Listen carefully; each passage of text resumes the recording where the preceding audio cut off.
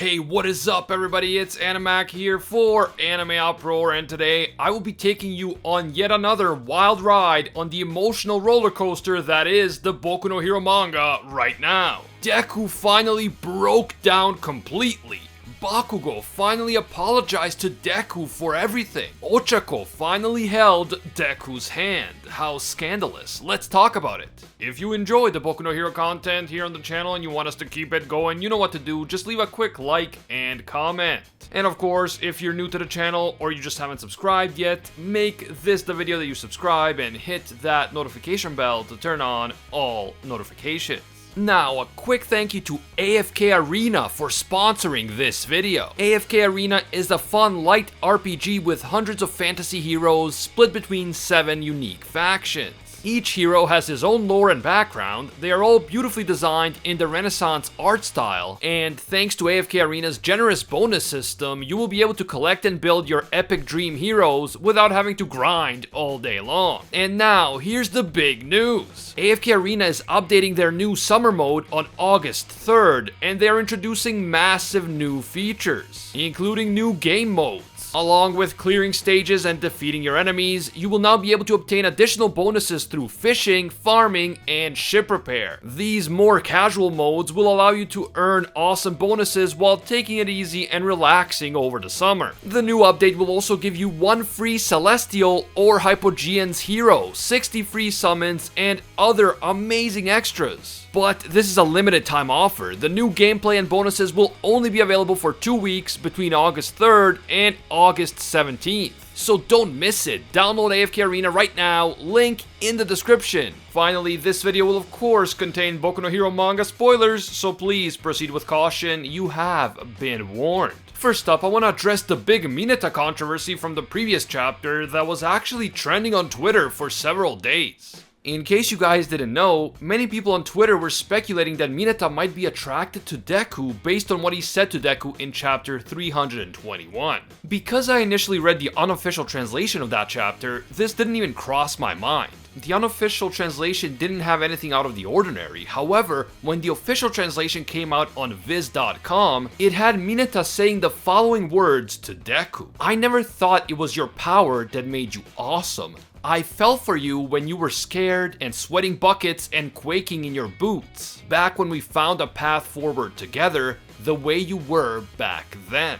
That part where Mineta said, "I fell for you," immediately blew up on Twitter with some people claiming that Mineta just revealed that he loves Deku. But soon after that, several people who are fluent in Japanese pointed out that while the original Japanese expression used here is generally used for expressing romantic interest, it can also be used to express platonic affection but in like a dramatic way. So if I understand it correctly, it's kinda like Mineta saying to Deku, "I freaking love you, bro." That appears to be how the Japanese manga readers took it, because apparently in Japan there was no confusion about this exchange between Mineta and Deku. Audrey from Aitaiki Mochi has a great thread on Twitter clarifying this, so definitely follow her if you have Twitter. She tweets a ton of breaking news and updates about MHA straight from Japan, so it's a great account to follow. From the context of the chapter and from what we know about Mineta, I believe that Mineta was just being dramatic and that he was not expressing romantic feelings for Deku. Pretty much all the Class 1A students have been expressing their admiration for Deku in these last few chapters in one way or another,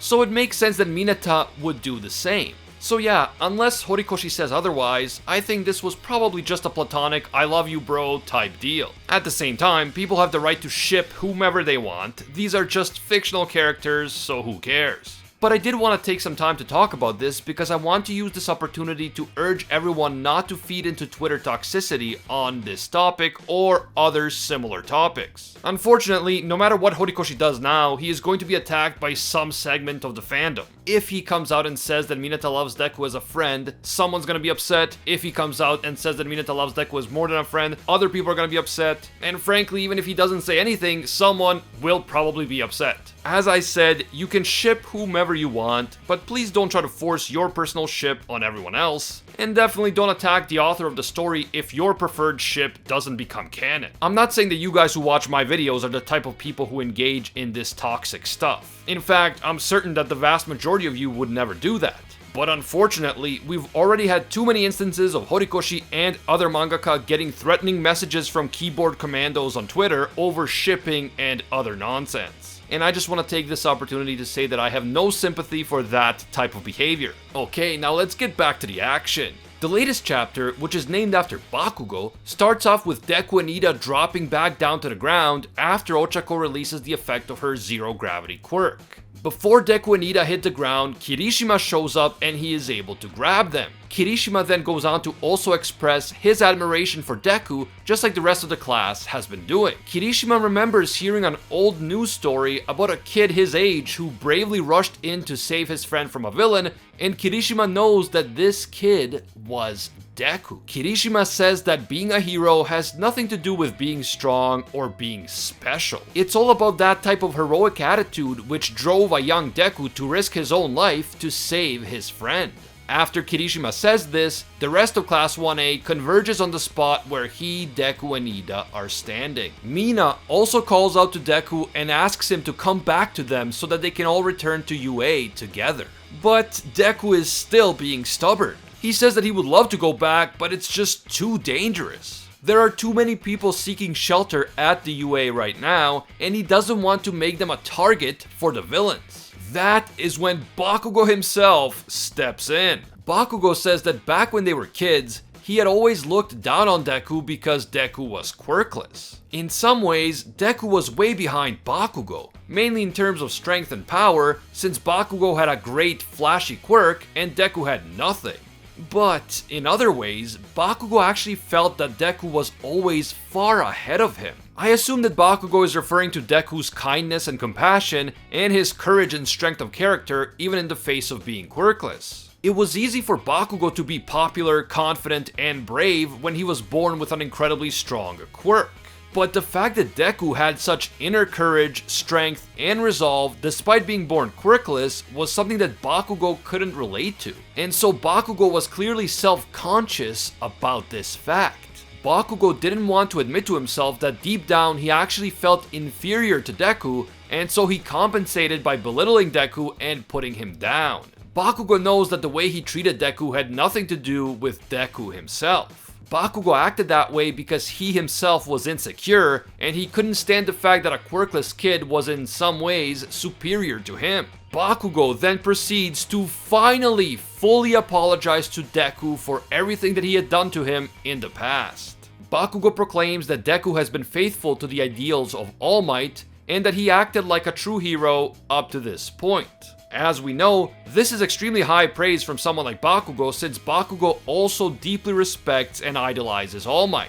It's also funny to see Bakugo apologizing like this when in the anime he's still being a jerk most of the time. But this moment has been a long time coming, so I am very happy that this finally happened. Bakugo really did mistreat Deku for many years, and although he has definitely developed a lot since then, this public apology to Deku is the culmination of Bakugo's progression from an insecure bully to a true hero and a true friend. After apologizing to Deku in front of everyone, Bakugo goes on to say that Deku's heroic ideals can only take him so far. He has reached his limit, he can barely stand on his own. And now is the time for Deku to trust his friends. Sure, All Might liked to do everything on his own, and that is what Deku has been doing up to this point. But in order to actually surpass All Might, Deku has to accept that the most effective way to protect the UA from the villains is for everyone to work together. And this is such an interesting moment, since Deku finally realizes that he is ahead of his classmates in terms of physical strength, but they are ahead of him in terms of emotional strength. And so, as he collapses to the ground, Deku apologizes to his classmates for saying that they can't keep up with him. Bakugo then grabs Deku before Deku hits the ground, and all of Class 1A is clearly affected by this emotionally, although they're definitely not crying or anything, it's just like rain on their face, okay guys? It's just rain. Ochako seems to be especially moved by this situation, as we might have expected, but she doesn't approach Deku again. she decides to give him his space for now, and then the class discusses their next steps. Momo says that finding Deku was only the first hurdle that they had to clear, but things will get more difficult from now on. Deku then passes out, and when he wakes up again, he seems to be at the entrance of the UA compound, where a massive wall now protects the school grounds from the outside world. Deku then sees Space Hero 13 with her mask off. That's right, we finally got a Space Hero 13 face reveal, and I have to admit that she is pretty cute. I remember back in the day there was all this speculation about whether 13 was male, female, or whether she even had a gender. But then later it was confirmed that 13 was indeed a girl, and it is extremely cool to finally see what she looks like. 13 explains that most civilians are now located in shelters like the one within the grounds of UA, and the people who are still outside are mostly villains, prison escapees, various vigilante groups, and militant extremists. Deku learns that all the work that he did in fighting the villains on his own definitely helped the heroes and the police. And even though this is still a difficult situation for everyone is doing their best to make things better. Nevertheless, the situation within the UA is not as peaceful as we might have expected. In fact, hundreds of people have gathered at the entrance to the compound, and they are protesting against letting Deku inside the UA grounds. These people are afraid that if Deku is let in, they will all become targets for Shigaraki and the other villains. That is kind of messed up when you consider how hard Deku has worked to protect these very people from the villains, but I guess that's human nature. When people are scared, they tend to become paranoid, ungrateful, and sometimes downright cruel, and that's exactly what's happening here. Deku is obviously affected by the words of these protesters, since he's been trying to avoid making them a target this entire time. So for Deku, this is like his worst fears are coming true. Everything he was trying to avoid has come to pass. He is about to walk away without a word, but that is the moment in which Ochako decides to make her move. She grabs Deku's hand and tells him not to worry about it. Damn, Ochako, how lewd. Anyway, she goes on to say that Ida, Bakugo, and everyone else worked hard to get Deku back, and they will not let him go again. After all, they can't afford to let him go. If they do, who will save the heroes when they are in trouble? And that is how this emotional, tear-jerking chapter ends, with Ochako ready to face the protesters alongside Deku, and everyone else in Class 1A presumably getting ready to back them up as well. This is quite the dilemma with all of these people protesting against Deku's presence, but after everything that they've been through to get Deku back, there is no way in hell that they will give Deku up to that mob. And while I'm sure that Deku feels bad about this unexpected welcome party, I think that he has now finally learned that he can't do everything alone. All Might tried to do everything on his own, and while he was an amazing hero, he was not the perfect hero. If Deku wants to surpass his mentor, he has to learn from his mistakes, and he has to trust his friends and comrades. Honestly, this chapter had a lot of great moments, and this is one to remember. I loved seeing Bakugo finally owning up to his mistakes and apologizing in front of everyone. The old cocky and obnoxious Bakugo would never have done that, especially not in public in front of all of these people.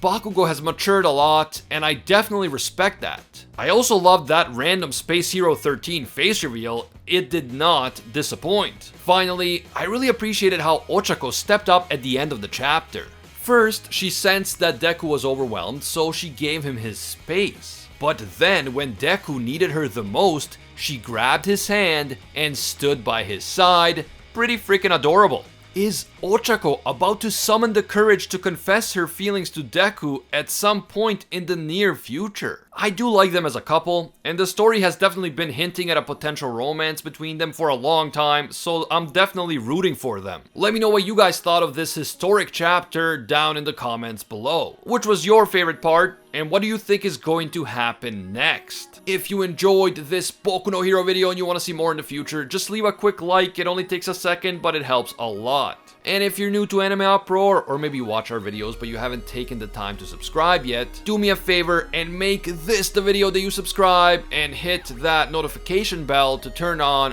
all notifications. You really have to go through the trouble of subscribing, hitting the bell, and then selecting that option that says all. If you don't do that, you're still gonna miss a ton of our videos even if you are subscribed. It's just how YouTube works. You can also hit me up on Twitter and Instagram at AnimeUproar. Thanks again to our sponsor, AFK Arena. Check them out, link in the description. As always, thank you guys so much for watching, and until next time, see ya, Space Cowboys!